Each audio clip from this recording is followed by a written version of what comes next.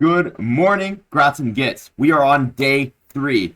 Yesterday's recap, if you watched it, there were some frustrating things that happened, and honestly, there's some more things that were revealed. But when we're playing in big tournaments, you wash off the bad, and you move on, and you get ready to smash some opponents and have a blast. We're at the World Championships of Warhammer, and honestly, guys, regardless of some minor things that have happened, this has been an amazing experience. It's really awesome to see everyone and get to play against fantastic players. So let's go ahead and move on into round 5. I got to prepare for prepared positions and burden of trust. So let's break it down. This is going to be round 5. We are on the search and deploy and GW4. Now, my first initial impressions when I'm looking at this layout is this is a really, really, really good layout for me.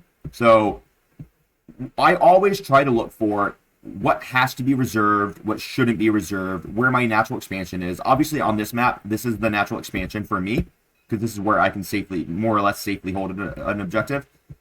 But you could make the argument where this actually could be my natural expansion. So this is a super weird map on GW4 when you're on Search and Destroy, where both objectives are kind of natural expansions for both people. So it will be a bloody freaking grind.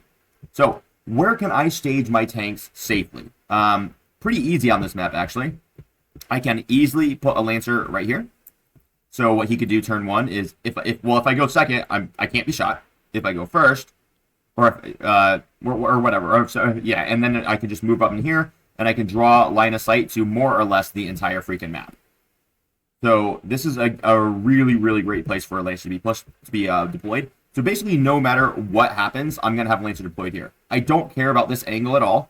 The only time I would care about this angle is if maybe I'm playing against like Gene Stealer cults and they can have like a 9-inch scout move with a huge Ridge Runner squad, and then the Ridge Runners can also move an extra 12 to shoot me. Maybe then I would care, and then I would just place them like right there, right? So if you have a big scout move, you can check those deployments. But if they don't have a huge scout move like that, then this is just an ideal position for the Lancer to sit.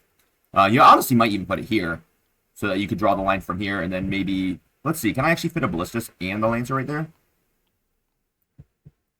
Can I get them both wholly within? Because if I can... Yeah, so TTS won't let me, but you see there's space here. So I should actually be able to fit both the Ballistus and the Lancer right there, which wholly within the terrain, which means I'll be able to draw this line of sight completely with both of them. This is such an insane firing platform for me.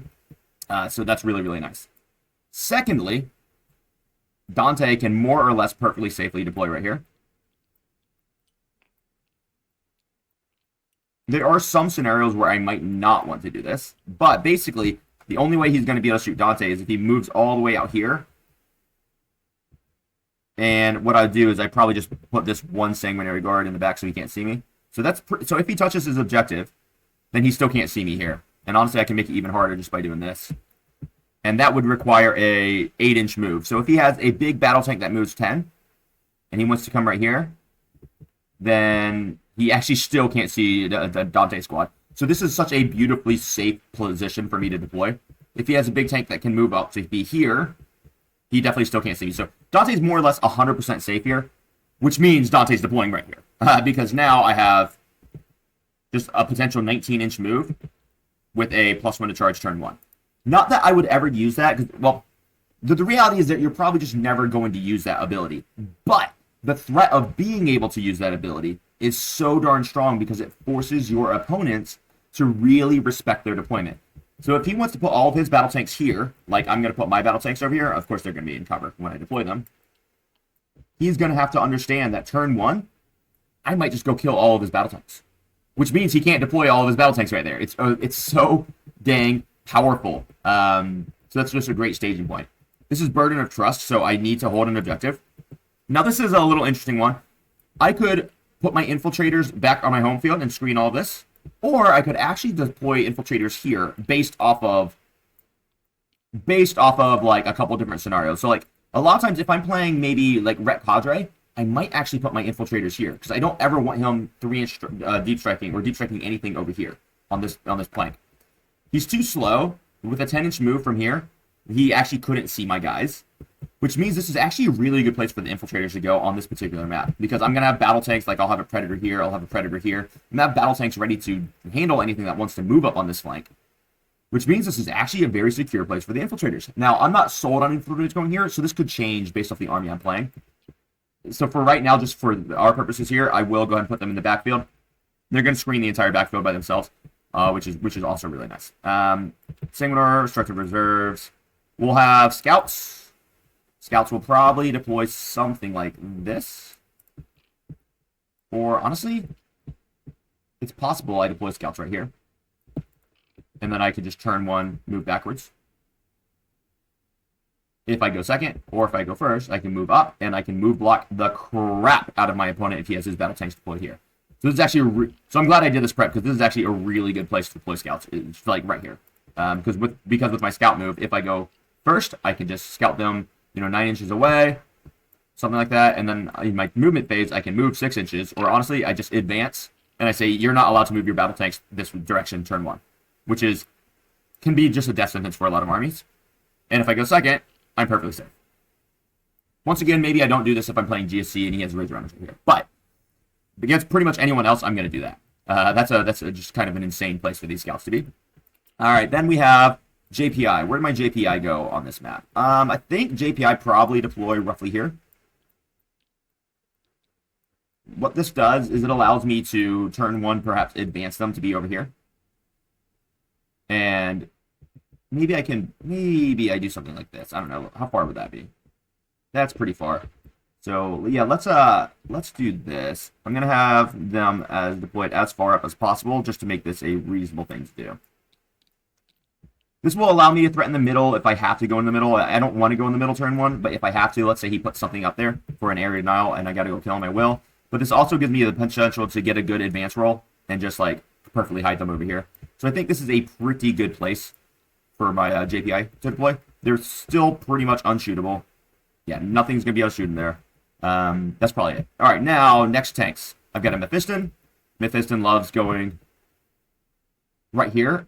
Having a lone op that sits right in this pocket is a big problem for opponents. Calidus gets to go right here. This gives me a containment turn 1, containment turn 1. The reason why I want to be able to contain here, because even though the Scouts could do it, if I go first and I draw a containment, Calidus can get it for me, and they can still go do the move block shenanigans that I was talking about. So I like both of those options. I have another Lancer. This Lancer can, honestly, depends on the battle tanks, right? If he has a really good battle tank that has like really long distance, say like a Rogue Dorn or something, this is probably not a good place for the Lancer, because he would be able to just gat. So then I would probably maybe put him right here. But if he doesn't have a long-range, really great battle tank, that's going to be moving into this position. Which, mind you, oh, shoot, actually, I could block that, couldn't I? Here, let me think about this. If I do this, and I put a 1-inch bubble around my Scouts, because you can't move within an inch of a model, this would be actually the furthest he could move up his battle tanks. So that would be the best line that he could possibly get.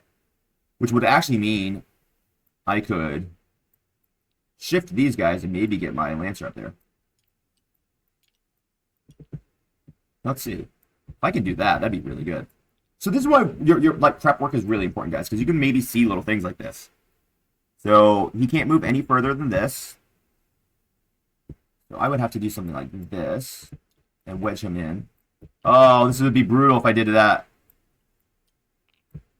Yeah, okay, so see here?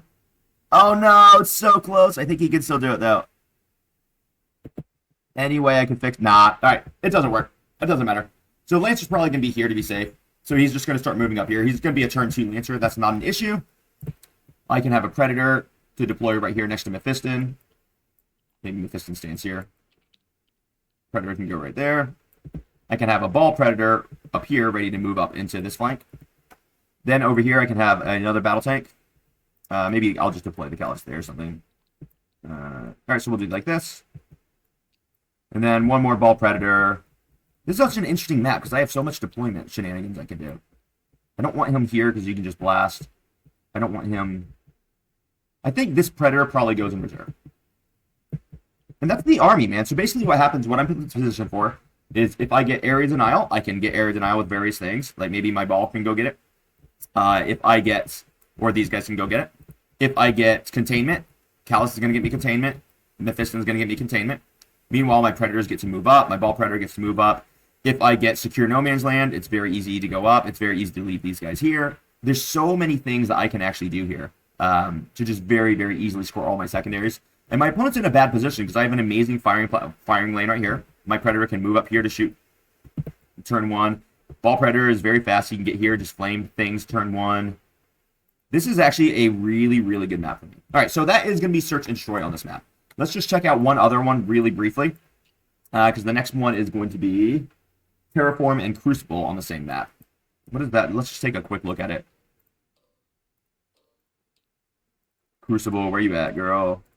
There we go. All right, so this would be Crucible, and it's going to be Terraform for this. This would be Mission 6. So if I was going to prep for this one, how would I do it? Honestly, very similarly. Scouts are probably going to still hang out right here. Now, that's... Nah, Scouts probably don't do that anymore. Yeah, because you can see he can deploy something right there. The Scout's probably hanging out maybe up here. Roughly, maybe here, actually. No, it's got to be here. This is the only place where Scouts can actually comfortably go. So they can 6-inch move right behind this line, this wall, or they can go get me area denial, secure, whatever. Dante Squad can very safely deploy right here. Then we can have one Lancer just to take this line. Actually, I'll probably do I would probably mimic the exact same thing. Have one Lancer taking this line, have my Ballistas right here. I can have the other Lancer, can very safely deploy maybe here. No way he gets shot there. You'd have to come up really far and you still can't see. Nothing, no line here. So yeah, from here, nothing. Can't do it. All right, so this is a perfectly safe place for the Lancer. So the Lancer can very easily just move like this and then shoot anything that it wants. Turn 1. We've got one Ball Predator. I'll probably pop this bad boy. Maybe we shimmy Dante Squad a little bit.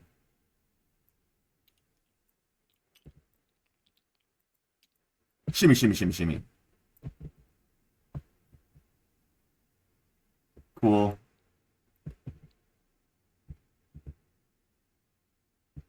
So that would work. Dante Squad. Honestly, on this map, Dante Squad probably deploys here. Because turn 1, they're just going to advance to sit in this pocket. But I need a forward deployment for my tanks. Infiltrators doing their thing. One Predator. Probably here. Super safe. JPI. Maybe here. And then they're just going to pop into this little pocket. Turn 1. So maybe they need to go here. Go behind this to be safe. Because I don't want to have them draw firepower from this line. Mephiston is going to be ready to do the thing. Containment and whatnot. I'll have a second Predator up here. And then we'll have Calidus up here to do containment. And honestly, it's a sick deployment. I've got great firing lines. Pew, pew, pew. Mephiston's going to run up here. He's going to be a problem on this objective because he's got the lone up. So he's going to be sitting right here, which is going to force my opponent to move up to here if they want to shoot him. Man, that's actually almost amazing.